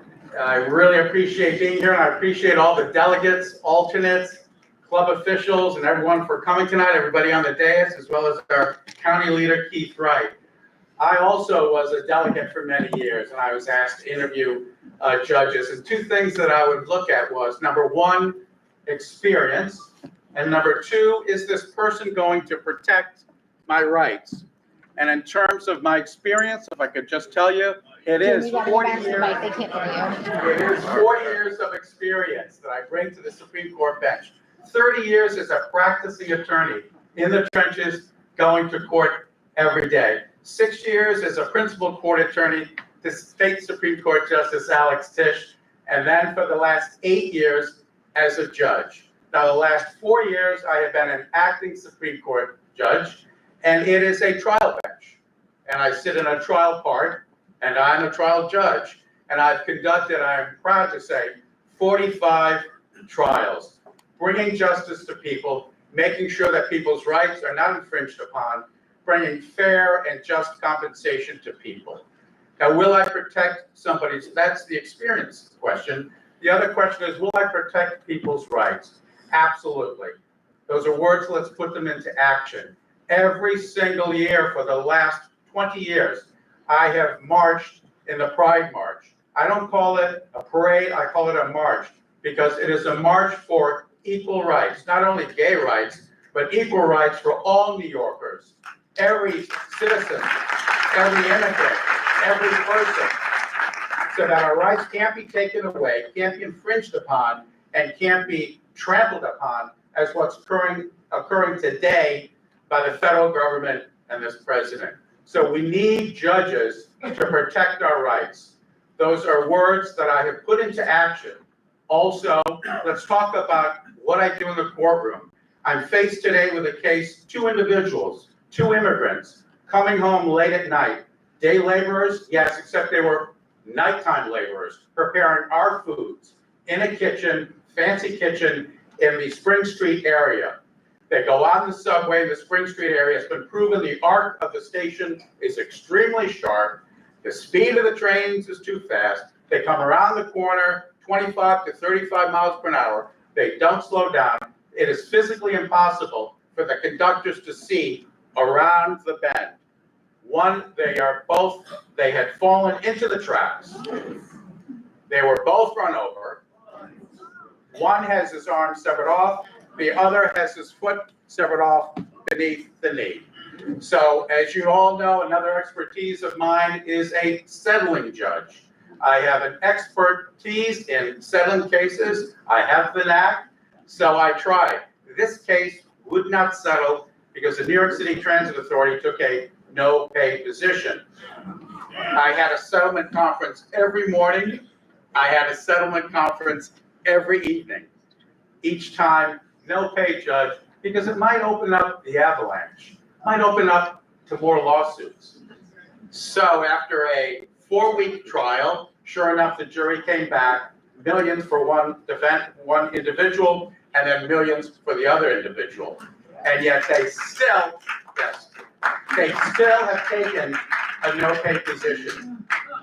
So I am hanging on to this case. I will take settlement conferences post-trial, post-verdict, even though the jury has already spoken. I'm not letting go of this case. I'm not letting go of these 2 immigrants that were working at night to cook my dinner in order to protect their rights, to make sure they receive the just and fair compensation that they deserve. Coming home 3:30 after working hard, clothing was still in their backpacks when they fell into the tracks. The attorneys representing the Transit Authority wanted to question them on their immigration status. I said no. The attorneys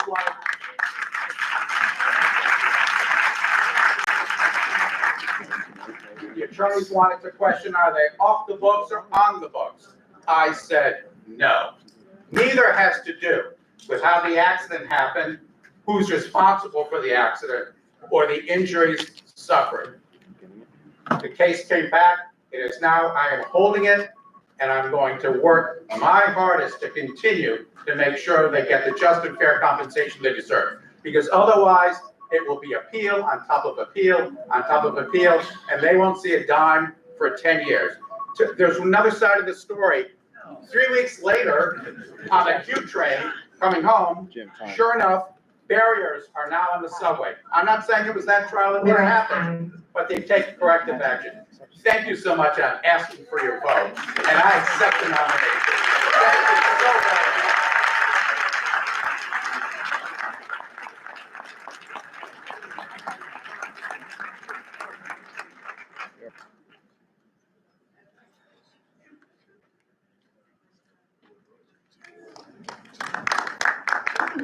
For the nomination of Judge Ashley Crawford, the chair recognizes David Sibbert. You have 30 seconds.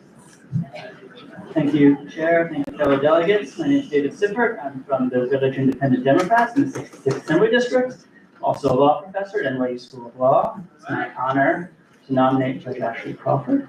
Many of you know, just off the person, you know her to be a compassionate, good human being. You may know that she's first-generation college grad, a 9/11 survivor. You may know that she has taught at CUNY Law and Columbia Law. If you've done some behind-the-scenes research, you know that she is a real champ at clearing cases. That means she gets a lot of work done. If you heard from the gentleman before us earlier, you know what crisis we're in Manhattan in terms of needing to get cases done, because we have so many and so few judges. And we're very grateful to Judge Crawford for the work she's put in. We've actually read her opinions. I think many of you have. You'll know that despite the fact that she gets through a lot of cases, the opinions are excellent. You don't need to be a law professor to understand the opinions and understand that she's right. I bet if you've read those opinions, if you're not a lawyer, you were able to understand them and understand why she's right. And that's probably why she's never been reversed by the appellate division.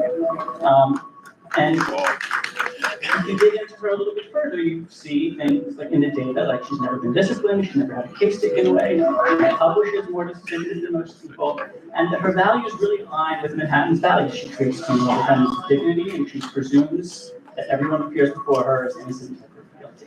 And so, all that said, it's my extreme honor to nominate Judge Ashley Crawford to be a Justice Supreme Court.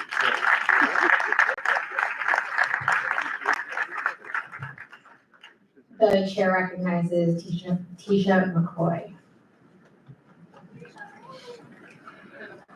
I'm Tisha McCoy. I second the nomination.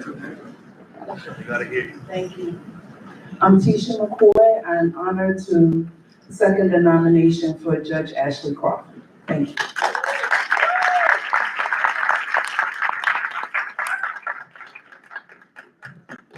The chair recognizes Judge Crawford.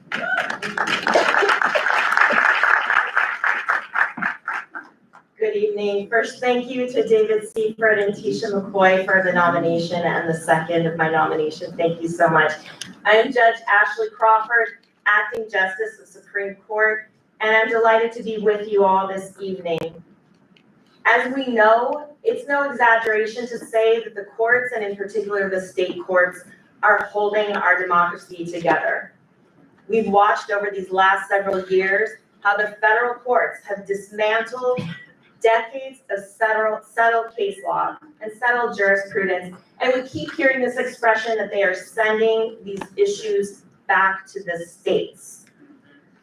So I've been speaking with many of you about the fact that these issues are going to be coming into the state courts, and we need to be as intentional as we can be and as committed to as robust a process in selecting judges as we can be. And so I thank you all for engaging in this process and including me in this process. I have more than 25 years legal experience, and I'm in my 6th year on the bench. I sit in Manhattan Supreme Court. Now, many of you have heard me tell that I made the decision to go to law school after surviving the attack on the World Trade Center, where I worked in Tower 2. And that experience for me was the call to be the change that I wanted to see in the world. And I realized, I looked around because I was standing at the base of my building when the plane went in, and I saw bodies fall out, and I saw destruction, and I just thought, this cannot be the world that we want to live in and that we want to create. And so I committed myself to law school, and it is my great, great joy and honor to wake up every day and to work in the court system and to serve in the public interest and serve New Yorkers and everyone who appears in the courts. I don't have enough time to touch on all of my accomplishments in the courts, but I can tell you that I have excelled in all of my judicial assignments. I'm known as someone who works on some of the most complex issues litigated in New York State. And I'm also known as someone who works through case backlogs and clears case backlogs. And I know all of you understand that a delay in getting those decisions to you has real impacts on your lives. Whether that's because you're waiting for money to pay for your medical bills, or you're just waiting for a decision so you can move on with your life. I'm committed to getting through those backlogs and getting you those decisions. I love my work. I love serving the public, and I'm grateful to all of you for engaging in this process. As you heard, and I know I'm running up on my time here, I'm a first-generation college graduate. I'm the daughter of a Black father and a Jewish mother who married in 1970, only 3 years after Loving versus Virginia was decided. And I only found my way into this work by following my heart and my passion. And I will be so grateful to you if you allow me to continue this work as an elected justice of the Supreme Court. It is with humbleness and gratitude that I accept the nomination this year.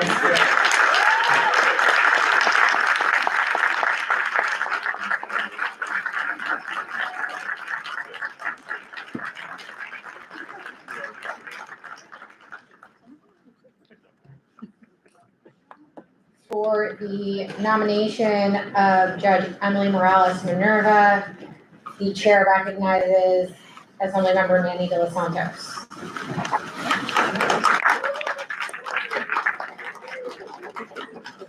Assemblymember, you have 30 seconds. 30 seconds, wow. Good evening, everyone. Reflecting and considering everything that is happening in this country, especially the attack on the Latino community, we have an obligation, an opportunity to lead by example and do the right thing. Tonight,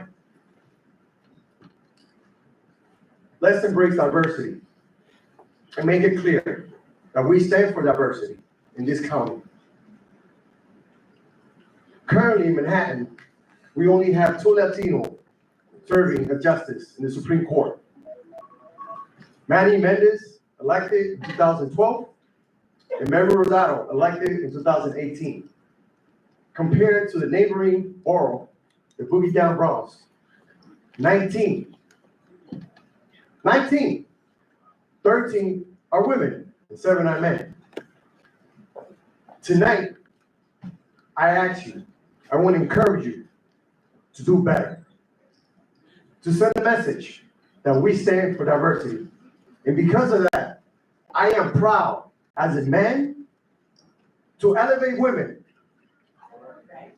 and endorse the candidacy of the distinguished judge, Emily Morales Minerva, to the Supreme Court bench. She brings diversity to the bench. She brings wisdom, experience, compassion, fairness, and dedication to the bench. That's exactly what we need. But together as a county, as a collective, let's show the world that we are better. As a county, we can do better. By elevating women, and while we elevate women, we elevate diversity and opportunity for those that have paid their dues and their contributions to society. Thank you. The chair recognizes William Smith. You have 5 seconds.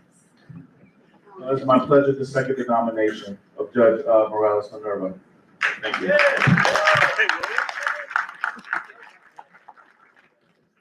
The chair recognizes Judge Morales Minerva.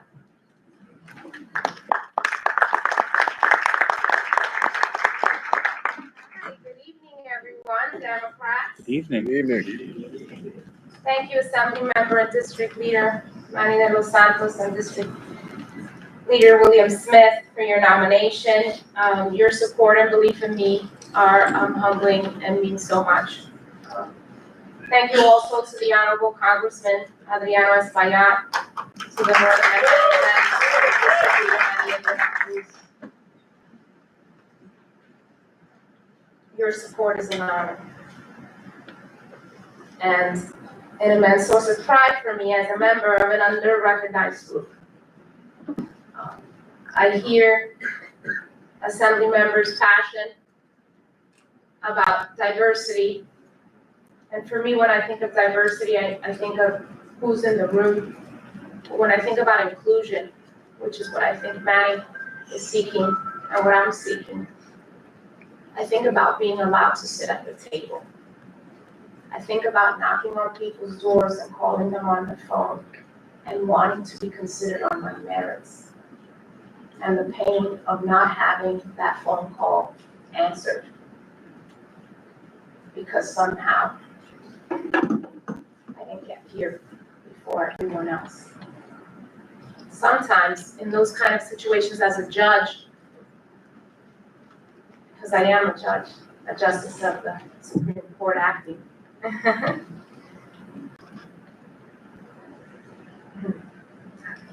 digress. In any event. So I think about that inclusion and that call and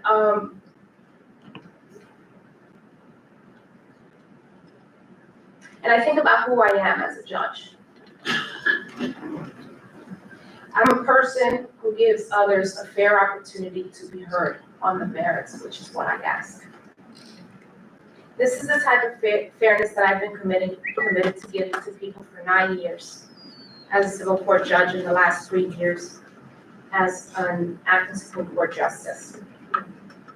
It's been the greatest honor of my life over the past 24 years, the last 9 of which I have been a presiding judge to ensure that everyone, regardless of background, identity, setbacks, and their financial situation, has an equitable opportunity to secure their rights under the law. And for those people, I think, or to all of you, I want to say, you know, the experience is being under-recognized as a group, because that's what this is. It's not just under-representation, but not being recognized as a group. It's bigger than numbers. It's about a struggle to be seen, to be heard, and to be valued. It is about the people that I see that come into my courtroom and that I serve every day. And it is for them and for those who support me here, including, and if I didn't, because I got all mixed up, I must say to my county leader, Keith Wright, who has been my support from the first day, unwavering. I love you, my brother, and I am very grateful for your support.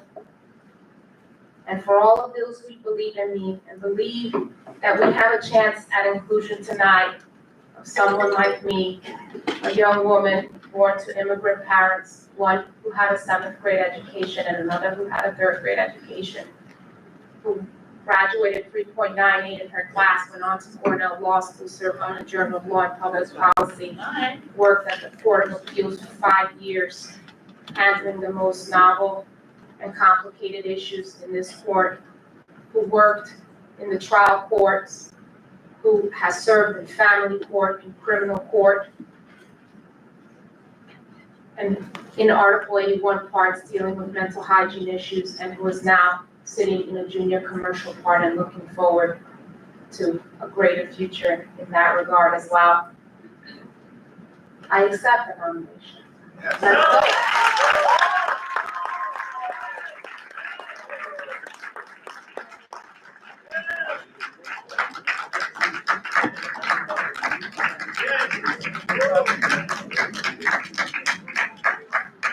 Are there any other nominations?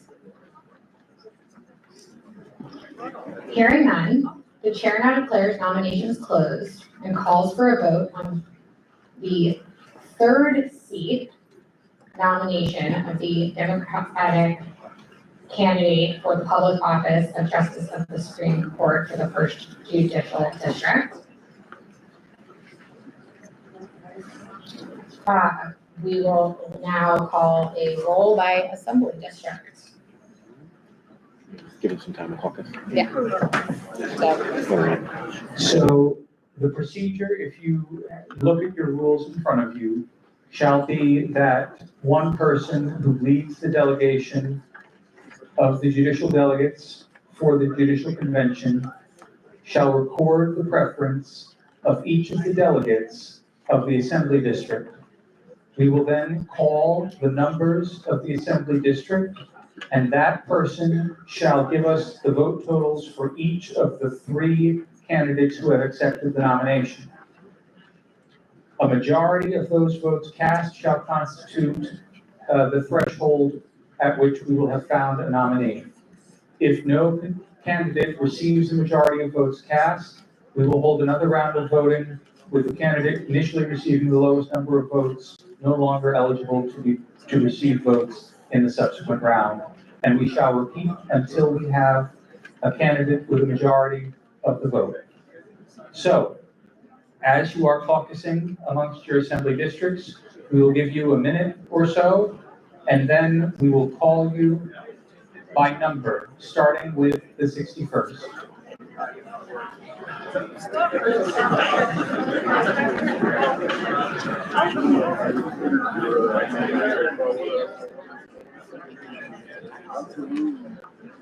Good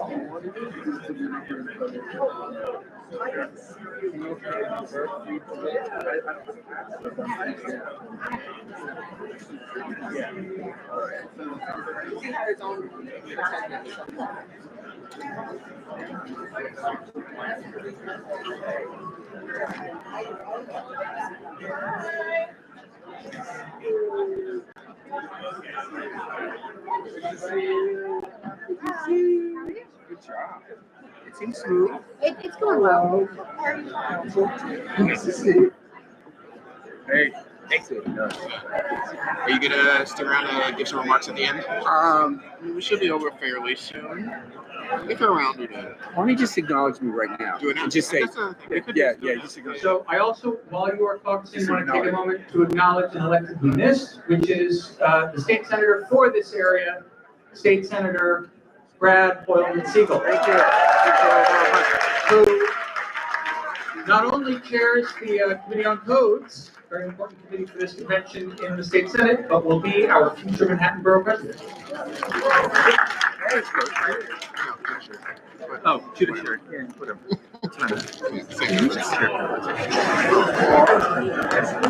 Also, clearly he's already out of Albany, but he didn't make the correction. Couldn't care less.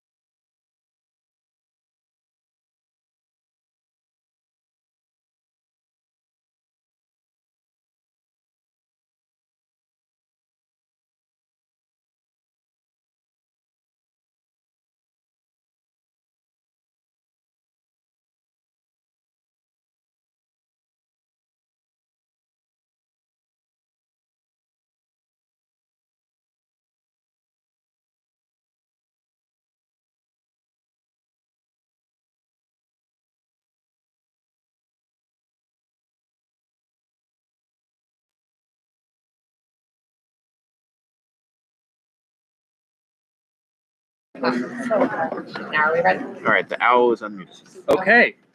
All right. 61st Assembly District. Can we hear your? Louder, please. Hold on, in the mic.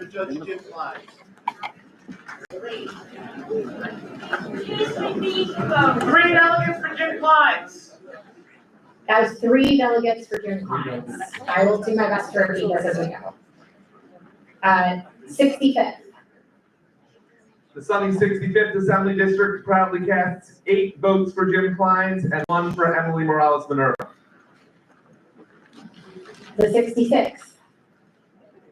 The 66th Assembly District casts 7 votes for Ashley Crawford. 6 votes for Ashley Crawford, 8 votes for Jim Clines, and 1 for Emily Morales Minerva.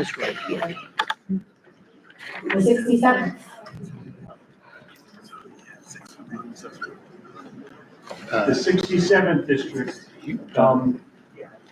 Jim Klein restored my voting rights one day while working in election authority. Just the numbers, please. Cordell. We were 16 delegates unanimous for Jim Klein. Should I tell her? Yes. The 68th. 6 for Judge Crawford, 4 for Judge Klein. That was 6 for Crawford, 4 for Clines. Is that correct? Yes.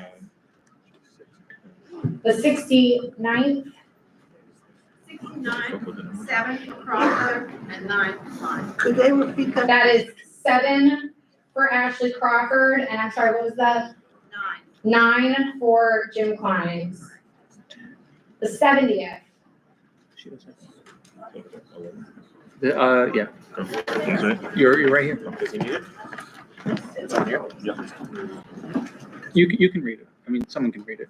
Doesn't have to be. Here. 11 votes for Emily Morales Minerva.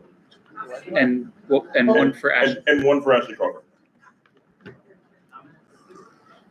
That is the 70th is 11 for Emily Morales Minerva and 1 for Ashley Crawford. The 71st, please. 7 for Ashley Crawford, and 4 for Emily Minerva. The 72nd. Wait, that was 7? So 7, okay, the 71st is 7 for Ashley Crawford and 4 for Emily Morales Minerva. The 72nd, please. 8 for Morales Minerva. Okay. 8 for Morales Minerva was that 72nd. The 73rd, please.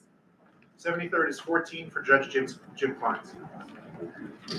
The 73rd is 14 votes for Judge Jim Clines.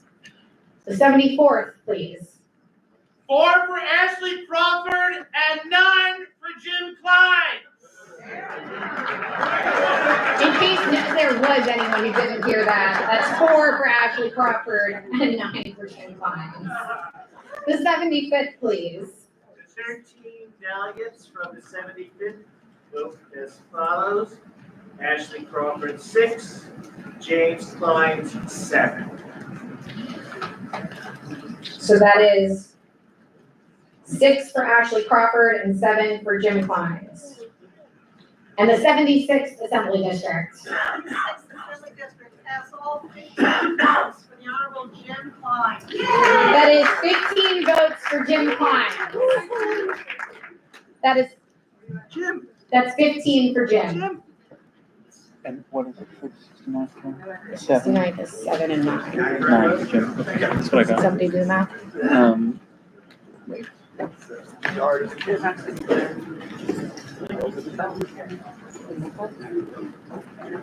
Okay. Yep. Yeah. Okay.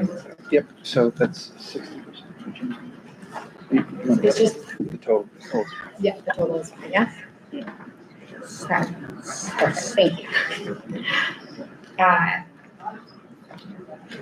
That is a total of 93 votes for Jim Klein, 37 votes for Emily Morales, or for Ashley Crawford, and 25 votes for Emily Morales Minerva. So the chair declares that Judge James Hines has been nominated as the third seat candidate of the Democratic Party for the public office of the Supreme Court for the First Judicial District in the general election to be held on November 4th, 2025.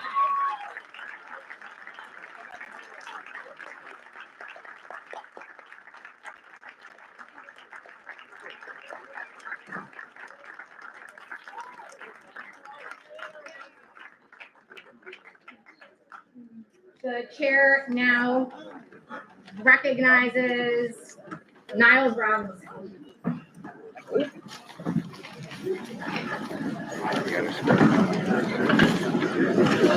Niles? Find a mic now. I can do right there. Corbett, right there in the black. Can you help him get to the mic? He's coming. Oh, I thought he had a mic. No. He's coming, guys.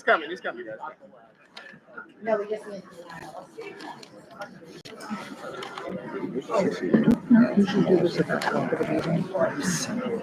Thank you, everyone. I move that the following persons be designated as a committee to fill vacancies in accordance with the election law. Maria Luna, Keith Wright, Curtis Arlott, Rebecca Wintrow, and Kyle Ishmael.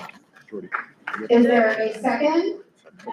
The chair recognizes Dolores Leo.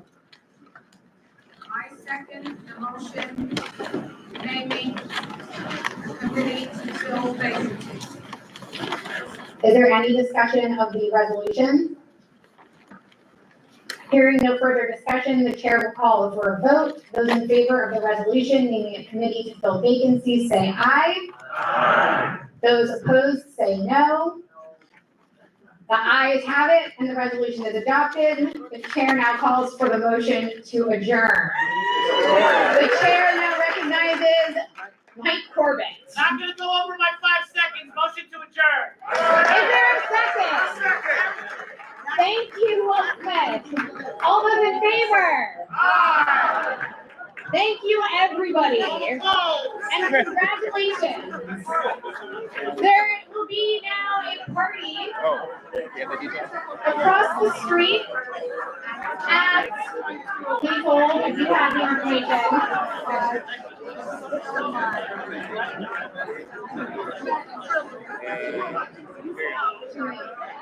At Tequila Chito's Mexican Bar and Grill across the street. 358 West 23rd Street. 358. And I need to. Oh, and Jim Klein, can you please come sign the paperwork? Thank you. Tequila Cheetos. Tequila Cheetos. It's literally across the street, guys. Do you need to sign any papers? You will. So I'm going to give you. That's okay. But if you reach in that bag there's an oath of office. Okay. And if you read the rules on our website and then sign that and bring it to September's meeting. Oh, I can bring it to September. Yes. I guess that's.